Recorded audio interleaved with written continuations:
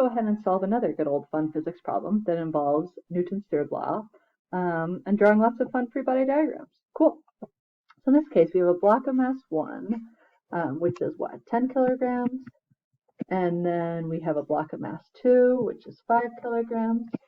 And if you push on blocks 2, let's see, with a horizontal force of what, 20 newtons? Cool. Just label all my forces. Okay.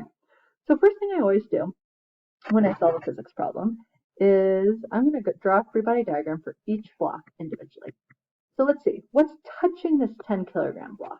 So we have the surface pushing up on this 10 kilogram block, okay? We have gravity pushing down on this 10 kilogram block, and we know that'll be 100 newtons. Cool. And then we have block 2 pushing on block 1. So I'm going to call that the force of 2 on 1. Okay. So now let's go ahead and look at this other block, this 5 kilogram block. Okay, so we have this applied force of 20 newtons. We have block 1 pushing on block 2, so I'm going to call it force 1 on 2. We have Fn, and we have Fg is going to be 50 newtons. Cool. So now next thing I'm going to do is I'll always draw a coordinate system. So I'm going to say the upwards direction, y, is the y direction. The up and down vertical, we'll say upwards is positive. And we're going to say the horizontal direction is the x direction. We'll say to the right is positive. Cool. Sometimes I forget to draw it, but unless it's like a tilted coordinate system, I always assume horizontal is x, up and down is y. Cool. So now what I want to look at is, okay, for A, we want to find the acceleration of the boxes. So these boxes are connected together. So if they're connected together, makes sense they're going to accelerate at the same rate. So I'm going to look at it as one whole system. So I'm going to call the system anything within that green circle. So if we look at that system to find the acceleration, we are looking at both blocks together. And I'm looking, it's accelerating in the x direction, so I'm going to look at F net x. Okay, so what forces do I have acting on in the x direction? Well, honestly, it looks like the only thing is this 20 Newton force, which is pointing to the left. So I'm going to call it negative FF, which, or, oh my goodness, silly, it's not FF, it's not a force of friction, it's just force F, some sort of applied force. And the number they give us for this applied force is 20 newtons. Okay, so, and again, we don't include F2 on 1 or F1 on 2 because those are internal forces. Those are 1 and 2 interacting on each other within this green circle. The total net force, again, is always mass of the system times acceleration. So the mass of the whole entire system inside the green is going to be 15 times acceleration.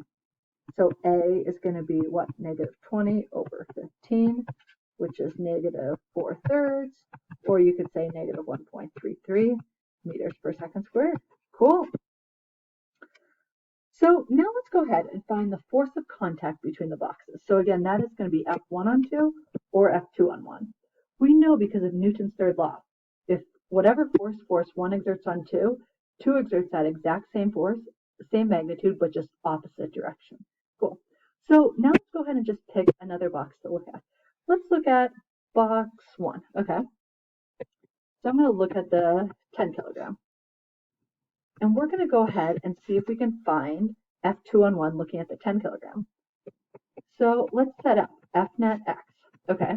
So what forces are acting on this one in the x direction? Wow.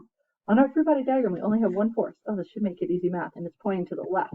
So I'll call it negative F2 on 1. Okay, F net is mass times acceleration is negative F2 on 1. The mass of box 1 is 10. Acceleration is negative 1.33. And we found that again from the system's acceleration because everything's connected. And so that's going to give us negative F2 on 1 is negative 13.3 newtons is going to be negative F2 on 1. And then just the magnitude will be 13.3 equals F2 on 1. And I should say newtons. Cool. And the negative sign cancels out at the end because I included the direction with my beginning part right here. So I said, oh, it should be a negative force. It's pointing to the left. So this just represents the magnitude. But if I want to say, oh, it's also pointing to the left, I can include that. F2. Cool. So now we already found that. So we know F1 on 2 should be 13.3, just opposite direction. But let's go ahead and prove it just for fun. So I'm going to go ahead and set up here. Let's say, look at the 5 kilogram. Okay. So I know F net on the 5 kilogram. So F net X equals F1 on 2 minus the 20 Newton force. Yeah, because right here, this one's pushing to the right. This is pushing to the left. Cool. And then I know MA is F1 on 2 minus 20. Okay, let's see. So mass is 5 kilograms. Acceleration is negative 1.33 equals F1 on 2 minus 20. Let's see. So this is going to be, okay, so this is negative what? 6.66 equals F1 on 2 minus 20. Add 20 to both sides, get F1 on 2 by itself, and voila!